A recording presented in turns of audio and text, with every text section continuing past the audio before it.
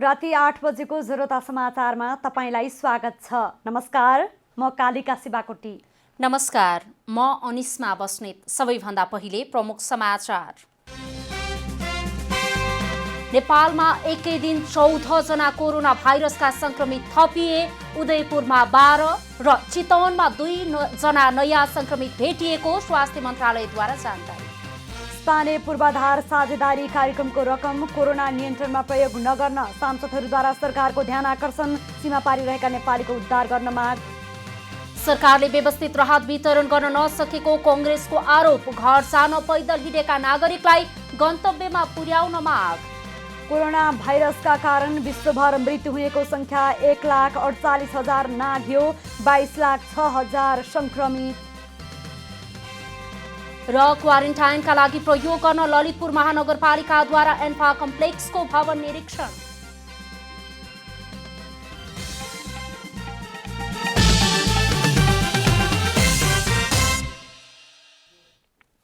अब पूरा समाचार। नेपालमा एकै दिन 14 जना कोरोना भाइरस कोभिड-19 का संक्रमित थपिएका छन्। स्वास्थ्य मन्त्रालयका अनुसार उदयपुरमा 12 जना र चितवनमा 2 नेपालीमा कोरोना संक्रमण पुष्टि भएको हो। शुक्रबार थपिएका मध्ये 12 जना उदयपुरका छन्। उनीहरू मध्ये केही भारतीय हुन्। यस्तै शुक्रबार थपिएका 2 जना संक्रमित चितवनका हुन्। यससँगै नेपालमा कोरोना संक्रमितको संख्या 30 पुगेको छ। उनीहरूमध्ये पहिलो संक्रमित निको भइसकेको स्वास्थ्य मन्त्रालयले जनाएको छ।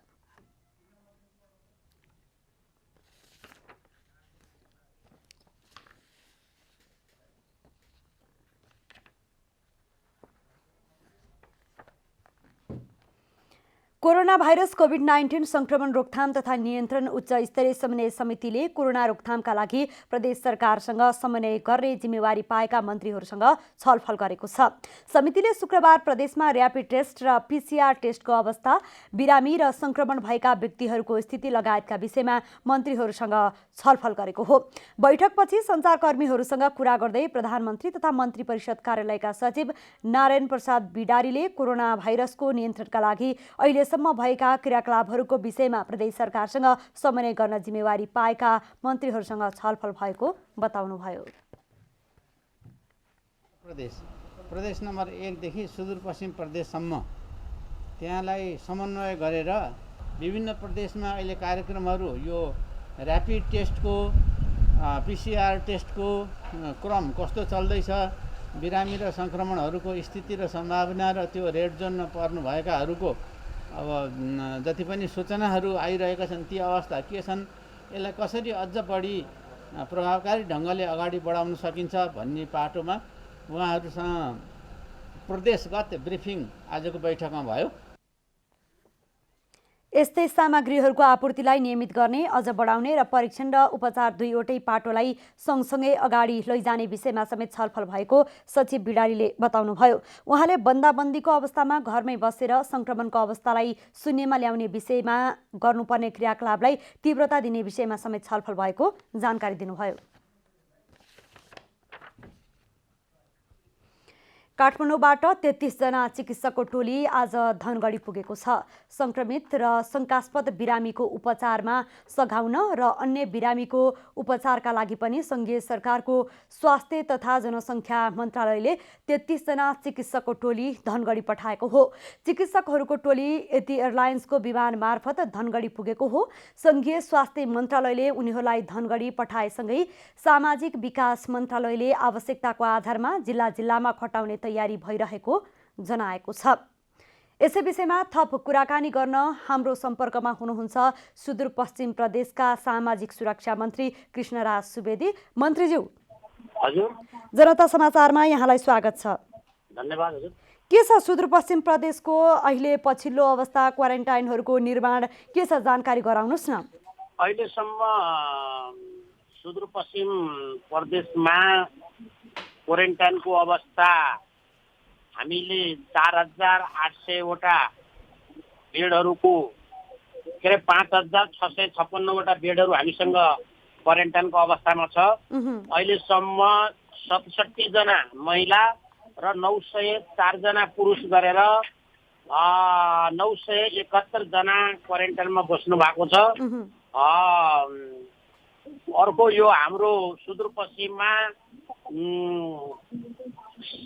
PCR विधिबाट हामीले अहिलेसम्म 2567 जनाको नमुना के अरे त्यो थ्रोप सब सङ्कलन गरेर पठाएका थियौँ। त्यसमध्ये 2428 जनाको रिपोर्ट आएको छ। त्यसमा 5 वटा पोजिटिभ र 2423 वटा नेगेटिभ, 139 जनाको त्यो थ्रोप सबको आउनु बाँकी छ र त्यो टेस्टमै छ। फेरि आरडिटी किट मार्फत हामीले आजका मितिसम्म 4800 जनाको हामीले आरडिटी किट मार्फत टेस्ट गऱ्यौँ र उहाँहरू सबैको नेगेटिभ आएको छ। अहिलेसम्म हामीले 7223 जनाको सुदूरपश्चिमभरि हामीले यो टेस्ट गरिसकेका छौँ। त्यसमध्ये 5 जना पोजिटिभ देखिनु भएको अवस्था छ। जस्तो मन्त्रीज्यू, सरकारको स्वास्थ्य तथा जनसङ्ख्या मन्त्रालयले 33 जना चिकित्सकको टोली चाहिँ धनगढी पठाएको छ। अब ती चिकित्सकहरूलाई कसरी काममा खटाइन्छ, उनीहरूको सुरक्षा के कसरी अप्नाइन्छ, यो विषयमा पनि जानकारी गराइदिनुहोस् न। यसका लागि उहाँहरूसँग हाम्रो अहिले उहाँहरू आउनुभयो। सर्वप्रथम उहाँलाई हामीले स्वागत गऱ्यौँ। तपाईँ सुदूरपश्चिम प्रदेशमा आउनुभयो, यहाँहरूलाई धेरै धेरै स्वागत छ भनेर स्वागत गरेर हामीले उहाँलाई राखेका छौँ। सुदूरपश्चिमका विभिन्न जिल्ला अस्पतालहरूमा चिकित्सकहरूको अभाव छ। अछाममा र बैतडीमा त खाली नै छ। अब अछाम, बैतडी अनि दार्चुला, डडेलधुरा, कञ्चनपुर, हाम्रो सेती प्रादेशिक र टिकापुर अस्पतालमा पठाउनका लागि हामीहरूले उहाँसँग कुरा गरिरहेका छौँ। अहिले भोलिबाट उहाँहरूलाई कुन कुन ठाउँमा खटाउने हाम्रो स्वास्थ्य निर्देशकज्यूलाई उहाँहरूसँग समन्वय गरेर कसलाई कहाँ पाएको पर्छ, कहीको के छ, साथीहरू कोही त्यस्तो पनि मिल्ने खालको बनाएर पठाउनुहोस् भनेका छौँ। जस्तो मन्त्रीज्यू, धेरैवटा अस्पतालहरूमा चाहिँ जस्तो चिकित्सकहरू नरहेको कुरा यहाँबाटै जानकारी भइराख्दाखेरि जस्तो कोरोनाको लागि मात्रै भनेर उहाँहरूलाई खटाउने हुन्छ अथवा आधारभूत स्वास्थ्य सेवा दिनको लागि पनि हुन्छ अथवा के हुन्छ? आज जस्तो स्वास्थ्य मन्त्रालयले पत्रकार सम्मेलन गरेर पनि कतिपय जिल्लाहरूमा चाहिँ आधारभूत स्वास्थ्य सेवा पनि नपाएको, त्यसमा चाहिँ हाम्रो ध्यान आकर्षण भइराखेको छ भनेर जानकारी गराइराख्दाखेरि ती अन्य सेवामा पनि खटाइन्छ अथवा कोरोना सङ्क्रमितको क्षेत्रमा मात्रै खटाइन्छ अथवा कसरी खटाइन्छ त? उहाँहरूलाई आधारभूत स्वास्थ्य सेवा सबै जनताले पाउन् भन्ने उद्देश्यका साथ जहाँ चिकित्सकहरू छैन त्यो अस्पतालमा अनिवार्य रूपमा पठाउने कुरा गरेका छौँ। त्यसका साथसाथै कोरोना सङ्क्रमित कोही आयो भने पनि हामीले प्रत्येक सुदूरपश्चिमका प्रत्येक जिल्ला अस्पतालमा यो आइसोलेसन बेडहरू तयारी अवस्थामा राखेका छौँ र त्यहाँ पनि औषधि उपचार गर्ने यदि बढी भयो उहाँ त्यो त्यहाँको क्षमताले धान्न सकेन भनेपछि मात्रै सुदूरपश्चिम हाम्रो यो सेती प्रादेशिक अस्पतालमा ल्याउने हामीले व्यवस्था मिलाएका छौँ। त्यसैले जो अब चिकित्सकहरू विभिन्न जिल्लामा जानुहुन्छ उहाँहरूले आधारभूत स्वास्थ्य सेवाका साथै कोरोनाको पनि उहाँहरूले औषधि उपचार गर्नुहुन्छ। अब जस्तो मन्त्रीज्यू, हामी कुराकानीको लगभग अन्तिमतिर पनि आइसकेका छौँ। अब ती चिकित्सकहरूलाई कसरी खटाउने अनि कसरी उहाँहरूको सुरक्षा कसरी हुन्छ भनेर यहाँले जानकारी गराइराख्दाखेरि अब जुन कोरोनाबाट बच्नको लागि के कस्ताहरू उपायहरू अप्नाइएको छ होइन, यहाँहरूले कसरी सचेतना जगाउनु भएको छ त्यहाँका जनताहरूलाई, यो विषयमा हामीलाई अन्तिममा जानकारी गराइदिनुहोस् न। हामीले कोरोनाको विषयमा सामाजिक विकास मन्त्रालयमा माघ 18 गते एउटा बैठक गरेर त्यसै 18 गतेदेखि हामीले सुदूरपश्चिमका विभिन्न नाकाहरूमा पोस्टर पम्पलेट प्रचार गरेर हात नमिलाउने, सरसफाइमा बढी ध्यान दिने, हात धुने, एकदम कसैसँग यस्तो भिड भएका नजाने भनेर हामीले त्यति बेलादेखि नै प्रचारको रूपमा यसलाई सामाजिक विकास मन्त्रालयले लिएको थियो। त्यो कार्यक्रम अहिलेसम्म हाम्रो निरन्तर जारी छ। सुदूरपश्चिममा भएका विभिन्न रेडियो, एफएम, पत्र पत्रिका मार्फत हामीले त्यस्ता जनचेतनामूलक कार्यक्रमहरू सन्देशको रूपमा पठाइरहेका छौँ र अहिलेसम्म त्यो कार्यक्रम हाम्रो निरन्तर जारी छ। त्यसैले सुदूरपश्चिमका विभिन्न क्वारेन्टाइनमा बस्नुभएका साथीहरूलाई पनि हामीले अनुरोध गरेका छौँ। हाम्रो सुदूरपश्चिमका 4वटा जिल्लामा भारतका नाकाहरू खुल्ला भएका र चोरी लुकी छिपी आउने त्यस्ता पनि यहाँ गर्ने भएकाले उहाँहरूसँग पनि त्यस्ता कोही आएका छ भने तपाईँहरू पनि क्वारेन्टाइनमा बसिदिनुहोस्। तपाईँहरूबाट रोग सङ्क्रमित हुन बाट बचाउनुहोस्, यो गाउँघरमा सबैले फैलिन्छ भनेर अनुरोध गर्दा केही साथीहरू हामीले जानेका थिएनौँ, हामीलाई त्यस्तो अनुभवै थिएन। यो प्रदेश सरकारले हामीलाई यस्तो चेतनामूलक कार्यक्रम गरेर हामीलाई बोलायो भनेर उहाँहरू खुसी राजीका साथ क्वारेन्टाइनमा बस्न आउनु भएको छ। उहाँहरूलाई पनि हामीले आरबिटी टेस्ट गरेर उहाँहरूलाई पनि सुरक्षित रूपमा क्वारेन्टाइनमा राखेका छौँ। हाम्रो अहिलेसम्मको सुदूरपश्चिमको अवस्था यो छ। आजका मितिसम्म हाम्रो 949 जना बस्नु भएको छ। हामीले धनगढीमा पिसिआर मसिन पनि स्थापना गरिसकेका छौँ। अहिले हामीसँग भिटिएमको अलिकति अब अप्ठ्यारो भएको हुनाले सोर्स अफ सङ्कलन नमुना जाँच गर्न अलिअलि ढिलाइ भइरहेको छ। तैपनि त्यो मसिनबाट हामीले यो सुदूरपश्चिममा स्थापना भइसकेपछि 186 जनाको नमुना जाँच गरेर हामीले हिजोसम्म 186 जनाको नमुना जाँच हाम्रो यहाँको पिसिआर मसिनबाट पनि हामीले अगाडि बढाएका छौँ। त्यसैले अहिले सुदूरपश्चिमको अवस्था अहिले कुनै पनि प्रकारको सङ्क्रमितहरू बढ्ता भेटिएको अवस्था छैन। पोजिटिभहरू 5 जना भन्दा बाँकीमा अहिले छैन। यो हाम्रो लागि खुसीको कुरा छ। अब यसका लागि यतिमै सीमित होस् भन्नका हामीहरू असाध्यै ठुलो चाहना छ। अहिलेसम्म जति पनि साथीहरू जहाँ सङ्क्रमित हुनुभएको छ हामीले त्यो गाउँ नै लकडाउन गरेर गाउँमै बसालेर त्यहाँबाट हामीले यहाँबाट आरबिटी टेस्ट किट पठाएर स्वास्थ्य कर्मी पठाएर त्यो गाउँ नै लक गरेर सबैलाई अस्ति लम्कीमा आएको त्यसमा हामीले 367 जनालाई एकै दिन हामीले उहाँहरूलाई त्यो गाउँमै लक गरेर हामीले त्यो टेस्ट किटबाट परीक्षण गऱ्यौँ। त्यसैले सबैको नतिजा नेगेटिभ आयो। त्यसैले अहिलेसम्म सुदूरपश्चिमको अवस्था यस्तो छ। आगामी दिनमा केही भयो भने हामी त्यसका लागि पूर्व तयारीका साथ अगाडि बढेका छौँ, बसेका छौँ। हामीलाई विश्वास छ हाम्रो सुदूरपश्चिममा अब चैत 11 गतेपछि आउने कोही लुकीछिपी आउने बाहेकका मान्छे त्यसरी आएका छैनन्।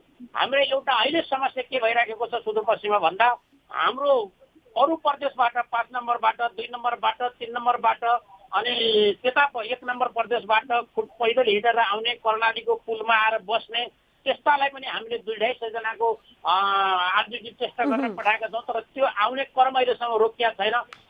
अरू प्रदेशबाट लकडाउनको अवस्थामा आइरहेका कारणले अलि सुदूरपश्चिमलाई अझै बढी लोड भएको छ। हामी के अनुरोध गर्न चाहन्छौँ तपाईँको यो लोकप्रिय कार्यक्रम मार्फत जो ठाउँमा छन् त्यसै ठाउँमा लकडाउनको अवस्थालाई सबैले पालना गरेर सबै बसिदेऊ।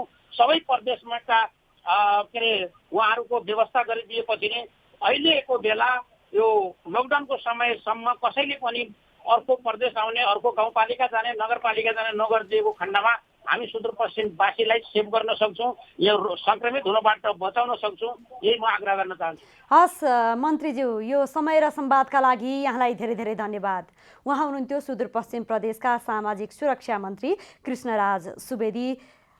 हामीलाई सुदूरपश्चिम प्रदेशको पछिल्लो अवस्थाबारे जानकारी गराउँदै हुनुहुन्थ्यो र सँगै सरकारले आज 33 जनाको चिकित्सकको टोली सुदूरपश्चिम प्रदेशमा खटाएको छ र उनीहरूलाई कसरी काममा लगाउने र समग्र सुदूरपश्चिम प्रदेशको पछिल्लो अवस्था के हो यसै विषयमा हामीलाई जानकारी गराउँदै हुनुहुन्थ्यो।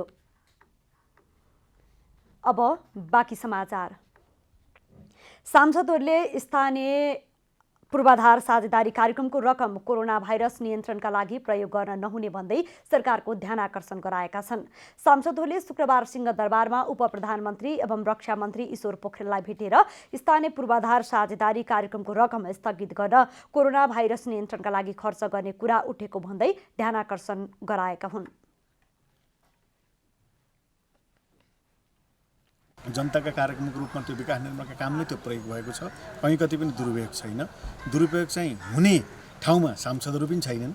त्यसकारणले त्यो कार्यक्रमको बारेमा नेगेटिभ चित्रण गरेर त्यसलाई स्थगन गर्ने कतिपय काम आधा भएका छन्, कति काम पैसा आउँछ भनेर अधुरो भएको छ।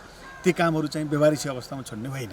त्यसकारणले ती काम र कतिपय पुल भक्तिको कुरा पनि आएको छ, कतिपय चाहिँ गर्नै पर्ने कामहरूका कुराहरू पनि आएका छन्। त्यसलाई प्राविधिकहरूको स्वास्थ्य प्राविधिकको सल्लाह लिएर मेसिन चलाउन सकिन्छ भनेदेखि कतिपय विकास निर्माणका कामहरूलाई ठप्प नहुने गरी कामलाई अगाडि बढाइयोस् भनेर यिनै कुराहरू हामीले चाहिँ आज राखेका। नेकपाकै अर्का सांसद गणेश सिंह ठगुन्नाले महाकाली पारी 3वटा केन्द्रमा 1000 भन्दा बढी नेपालीहरू 20-21 दिनदेखि रहेको र उनीहरूलाई कुनै पनि अवस्थामा नेपाल ल्याउने व्यवस्था गर्न माग गर्नुभयो। अब उनीहरू 20-22 दिनसम्म त्यही नदीको पारिपट्टि उसमा बसिरहेका छन्। वारिपट्टि हाम्रो भूगोलमा आउनु पर्यो भन्ने किसिमको उनीहरूको माग छ। टाढा टाढा सहरबाट ल्याउन नसके पनि सीमामै आइसकेका मान्छेहरूलाई 20औं दिन हुँदा पनि त्यहाँ राख्नु चाहिँ विभिन्न कारणले, मानवीय कारणले, राष्ट्रको राष्ट्रियताको कारणले र हाम्रो उसको नेपालको आफ्नो स्वतन्त्र राष्ट्रको हैसियतले पनि त्यो उपयुक्त छैन। त्यसलाई हाम्रै देशमा ल्याएर व्यवस्थापन गर्नुपर्छ भन्ने कुरा नै आजको हाम्रो यो छलफलबाट हामीले सरकार समक्ष जोरदार रूपमा माग राखेका छौँ। सांसदहरूले राखेका मागहरूका विषयमा उपप्रधानमन्त्री एवं रक्षा मन्त्री ईश्वर पोखरेलले स्थानीय क्षेत्र पूर्वाधार विकास कार्यक्रम कानुनको रूपमा आइसकेकाले कसैले पनि हटाउन नसक्ने बताउनुभयो। उहाँले हरेक निकायले आफ्नो नियमित जिम्मेवारी के हो भन्ने कुरा नबुझ्दा यस्तो कुरा निस्किएको बताउनुभयो। हरेक मान्छेले, हरेक ठाउँले, हरेक पदले, ओहदाले आफ्नो परिभाषित काम के हो, जिम्मेवारी के हो भन्ने कुरा बुझ्नुपर्छ कि पर्दैन। म अहिले यति मात्रै भन्न चाहन्छु, तपाईँले बुझ्नुभयो। फेरि त्यो निर्वाचन क्षेत्र पूर्वाधार विकास कार्यक्रम भनेको त्यो त पार्लियामेन्टले पास गरेको नीति कार्यक्रम बजेट पास भएर आएको चिज, अनि एउटा आदेशले यस्तो गरेर त्यस्तो गरेर भन्नु मिल्छ? त्यो सांसदहरूले भारतको सिमानामा आएर बसेका नेपाली नागरिकलाई आफ्नै भूमिमा ल्याएर क्वारेन्टाइनमा राख्ने व्यवस्था मिलाउन माग समेत गरेका छन्। यस्तै राहतको विषयमा अनियमितता भएको, लक्षित समुदायले नपाएको र आवश्यक भएकाले नपाएको भन्ने कुराहरू आइरहेकोले अनुगमन गर्न आग्रह समेत गरेका छन्। अनुगमनमा जनशक्तिको अभाव भए सांसदहरू पनि अनुगमनमा जान तयार रहेको सांसदहरूको भनाइ छ। नेपाली कांग्रेसले लकडाउनका कारण घर जान पैदल हिँड्न बाध्य भएका नागरिकहरूलाई गन्तव्यसम्म पुर्याउन सरकारको ध्यान आकर्षण गराएको छ। कांग्रेसका प्रवक्ता विश्वप्रकाश शर्माले विज्ञप्ति निकाली उनीहरूलाई सुरक्षित तरिकाले गन्तव्यसम्म पुर्याउन सरकारसँग माग गर्नु भएको छ। 7 दिनको लकडाउन लम्बिएर महिना दिन पुग्न लाग्दा आर्थिक रूपले लामो समय टिक्न सक्ने स्थिति नरहेका नागरिकहरूलाई पर्याप्त राहत र अप्ठ्यारोमा रहेकालाई सुरक्षित ढङ्गले गन्तव्यमा पुर्याउने प्रबन्ध मिलाउन सरकारसँग आग्रह गरिएको हो। गाउँमा रहेका नागरिकको स्थिति पनि कष्टकर बन्दै गएका बेला सरकारको प्राथमिकता सुकुम्बासीलाई जग्गाकी जाउलो विज्ञप्तिमा प्रश्न गरिएको छ। आयोगलाई अरबौं रुपैयाँ छुट्याउन सक्ने सरकारले सुकुम्बासी, श्रमिक, बेरोजगार एवं डेरामा बसेका विद्यार्थीका लागि पर्याप्त राहतको व्यवस्थित योजना निर्माण र कार्यान्वयन गर्न नसकेको आरोप पनि कांग्रेसले लगाएको छ। कोरोना नियन्त्रणको लागि भन्दै राजधानीका सार्वजनिक सडक अवरोध गर्ने क्रम बढेको छ। यसरी अवरोध गर्दा अत्यावश्यक सेवा प्रवाहमा समेत असर पर्दै आएको छ। यो दृश्य हो काठमाडौँ जय बागेश्वरीको, जहाँ कोरोना रोकथाम र नियन्त्रणको लागि बाटोमा नै यसरी बार लगाइएको छ। दृश्य छ बाटो नै छेकेर कोरोना नियन्त्रणको एउटा प्रयास। स्थानीय क्लबको नाउँमा यो बागेश्वरी क्षेत्र मन्दिर क्षेत्रमा बार लगाइएको छ। दुवै क्षेत्रमा बारबाट छेकेर आवाजावत बन्द गरिएको छ, ठप्प पारिएको छ। यहाँका स्थानीय मात्र छिर्न मिल्ने र बाहिरका व्यक्तिहरू छिर्न नमिल्ने गरी यहाँ बार लगाइएको छ। के यो बाटो नै छेकेर कोरोना नियन्त्रण गर्छु भन्ने स्थानीयको यो प्रयास कतिको जायज छ? के बाटो छेक्न स्थानीयलाई अधिकार छ? यति बेला सहरका गल्ली गल्लीमा बाँसका भाटा तेर्साएर सार्वजनिक बाटोमा अवरोध पुर्याएका दृश्यहरू छ्यापछ्याप्ती देखिन्छन्। कोरोना नियन्त्रणको लागि सरकारले लकडाउनको घोषणा गरेपछि स्थानीय क्लबको नाममा यस्ता अवरोधहरू प्रशस्त देख्न पाइन्छ। यो यीको समूहले बारेको समितिले उद्यानी बारे छ, यानी छ, उद्यानी छ। यहाँ मोटर गाडी मान्छे कोही आउनु पाउँदैन, यही टोलको मात्रै हो। कतिपय स्थानीयले बाहिरी मानिस प्रवेश नगरून् भनेर यस्तो कदम चालेको बताउँछन्।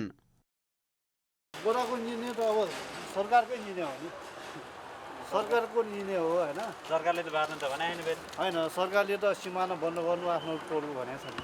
वरा भनेपछि त टोल पनि भइहाल्यो नि। सबै स्थानीय तहको वरा पनि सिमाना बाँड्ने भनेपछि त टोल परिहाल्यो नि। कोरोना नियन्त्रणको लागि घरभित्रै बस्नु आवश्यक छ, तर यसरी सार्वजनिक बाटो नै अवरोध गरेर कोरोना नियन्त्रण गर्छु भन्नु मूर्खता हो। सामान्यतया लकडाउन भनेको अनावश्यक हिँडडुल नगर्ने र घरमै बस्ने हो। तर बाटो नै पूर्ण रूपमा छेक्दा यसले कोरोनाको रोकथाम भन्दा पनि अनावश्यक तनाव दिएको छ। कतिपय अवस्थामा बाटोमा अत्यावश्यक कामका लागि सवारी चलाउनु र यात्रा गर्नुपर्ने भए पनि यसरी बाटो नै अवरोध गर्दा गलत अभ्यासले प्रशय पाइरहेको छ।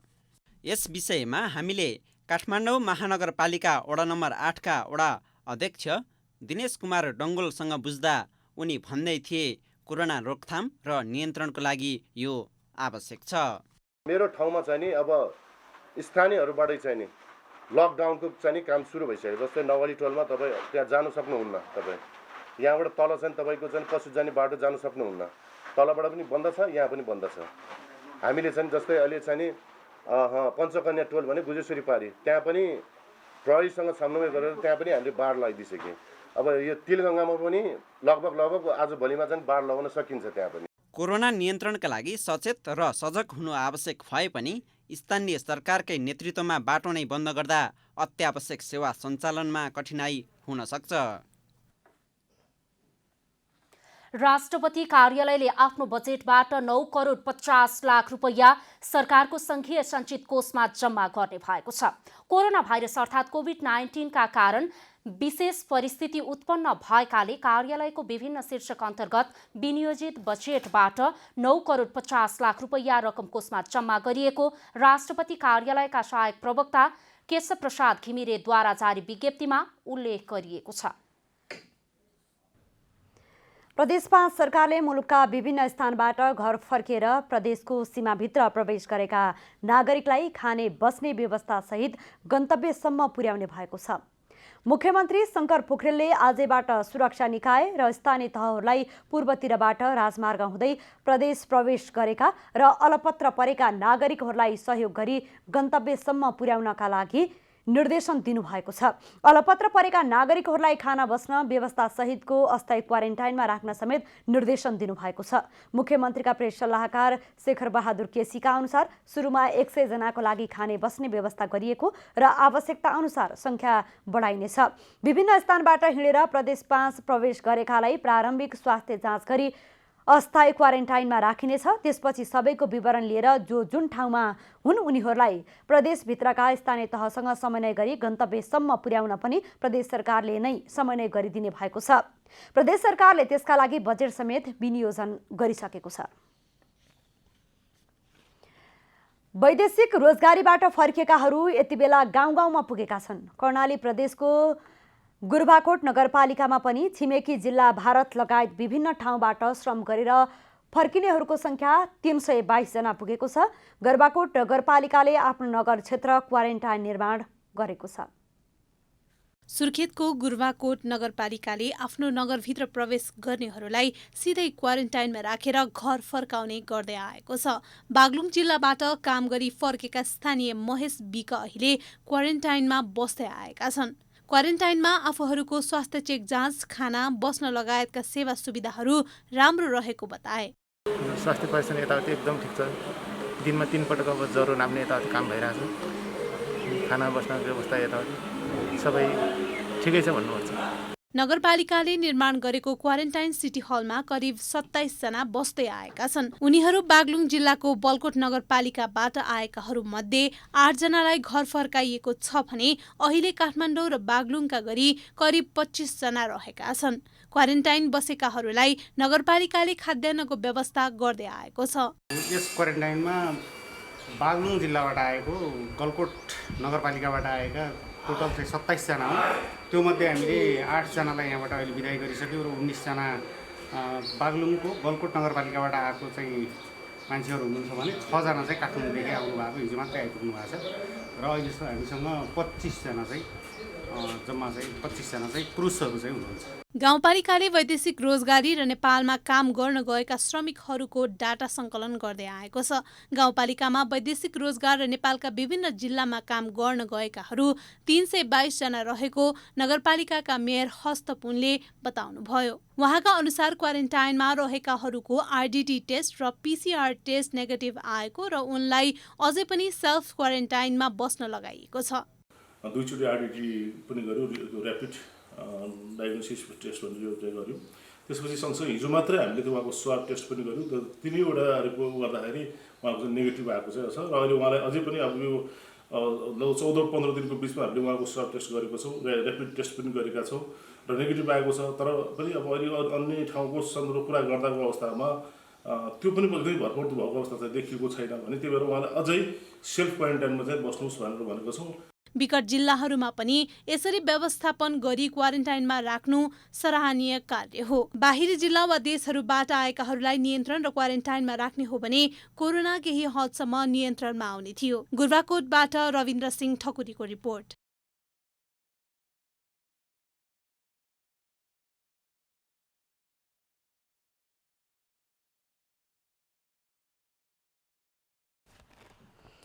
बी पोजिटिभसम्म नाम गरेका युवाहरूले महानगरीय प्रहरी वृत्तलाई सेनिटाइजर बुथ प्रदान गरेको छ। युवाहरूको समूहले कोरोना रोकथाम तथा नियन्त्रणका लागि अग्रपन्थीमा काम गरिरहेका स्वास्थ्यकर्मी, सुरक्षाकर्मी लगायतलाई सहयोग गर्दै आएको छ। करिब 60,000 को लागतमा निर्माण गरिएको उक्त सेनिटाइजर बुथ कोरोना रोकथाम तथा नियन्त्रणका लागि अग्रपन्थी भूमिका निर्वाह गरिरहेका सुरक्षाकर्मीको सुरक्षाका लागि हस्तान्तरण गरिएको हो।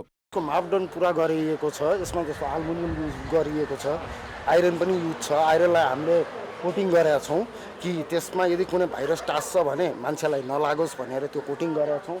ग्लास छ र सेनिटाइजरको लागि हामीले जुन यो 20 लिटरको ट्याङ्की राखेका छौँ हैन, प्लस भित्र 4 वटा भल्भ छ। यसको लागत 60 देखि 70 हजारमा बन्न सकिन्छ। 200 लिटर क्षमता भएको बुथ अहिले एउटा महानगरीय प्रहरी वृत्तलाई प्रदान गरिएको र केही दिनमै 4 वटा बुथ हस्तान्तरण गर्ने समूहका सचिव सोनुकुमार चेतानीले बताउनुभयो। हस्पिटलमा 2टा हस्पिटलमा लागिसक्यो, युवा वंशले लगाएको छ।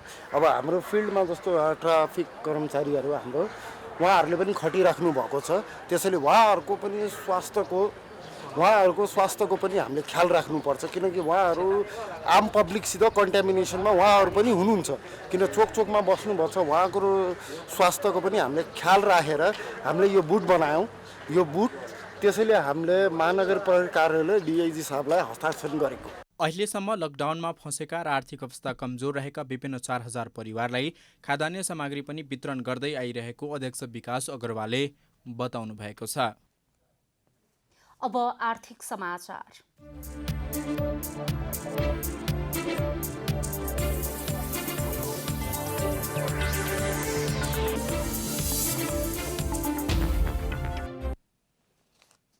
भूमि व्यवस्था, कृषि तथा सहकारी मन्त्रालय प्रदेश नम्बर 5 ले कृषि तथा पशुपक्षीजन्य उत्पादनको ढुवानी, आपूर्ति तथा वितरणमा सहजीकरणको लागि कृषि एम्बुलेन्स सञ्चालन गर्ने तयारी गरेको छ। मन्त्रालयले कोभिड-19 को नियन्त्रणका लागि बाहिरबाट आयातित तरकारी तथा फलफुलको आयातमा पूर्ण रूपमा प्रतिबन्ध लगाइएको अवस्थामा स्थानीय स्तरमा उत्पादित कृषि उपजको सुलभ आपूर्ति तथा वितरणको व्यवस्थापनको लागि मन्त्रालय मातहत रहने कार्यालयहरूले सहजीकरण गर्ने निर्णय गरेको हो। स्थानीय तहहरूको सहकार्यमा खराब खेती कार्यक्रमलाई प्रभावी रूपमा अघि बढाउन जग्गा भाडा बापतको रकम र केही पूर्वाधार विकास खर्च मन्त्रालयले बेहोर्ने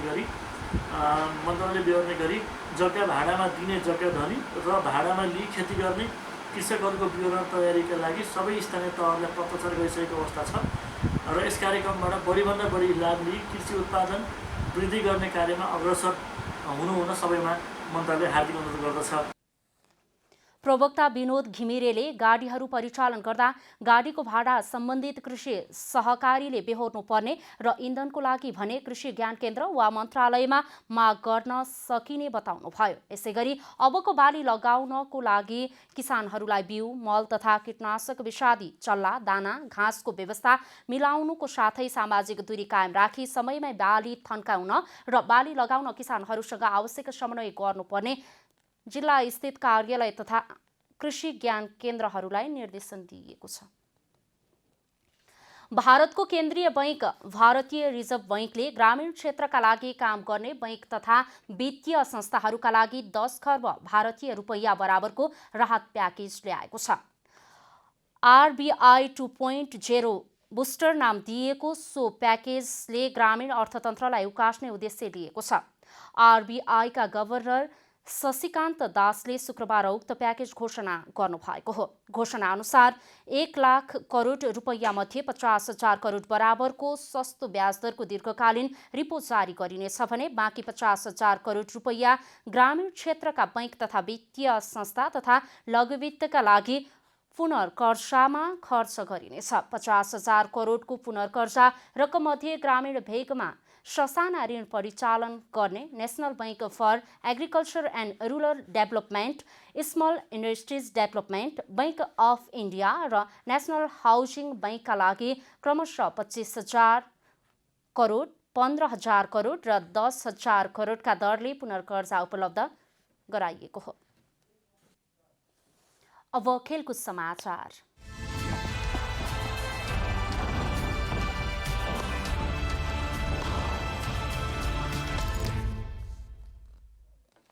ललितपुर महानगरपालिकाले सातोबाटो स्थित एन्फा कम्प्लेक्सको भवन क्वारेन्टाइन प्रयोगका निमित्त निरीक्षण गरेको छ। महानगरले एन्फासँग मानिसहरूलाई क्वारेन्टाइनमा राख्नका निमित्त होस्टलको 14वटा कोठामा गरेपछि जिल्ला प्रशासन कार्यालय ललितपुर सहितको टोली एन्फा निरीक्षणका निमित्त गएका थिए। महानगरले सातोबाटोको एन्फा एकाडेमीको भान्साकोठा, स्वास्थ्य परीक्षण कोठासहित 17वटा कुलकोठाहरू प्रयोग गर्ने योजना बनाएको छ। यसअघि गत साता मात्रै एन्फाले आफ्नो 2वटा एम्बुलेन्स कोरोना महामारी नियन्त्रण नहुन्जेलका लागि ललितपुर महानगरपालिकालाई उपलब्ध गराएको छ। अब मौसम समाचार।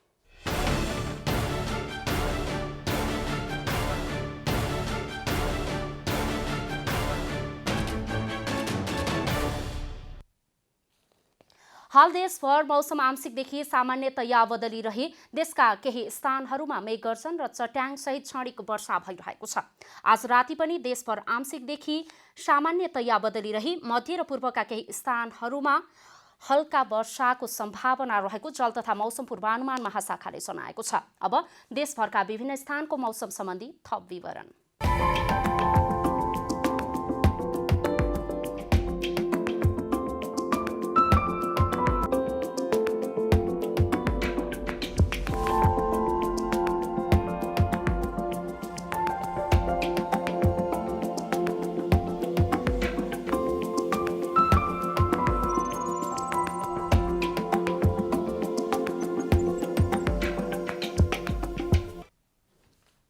जनता समाचार अहिलेलाई यति नै। जनताद्वारा जनताका लागि प्रसारित जनता टेलिभिजनका कार्यक्रमहरू युट्युब, ट्विटर, फेसबुक र हाम्रो वेबसाइट जनतासमाचार.com मा पनि पढ्न र हेर्न सक्नुहुनेछ।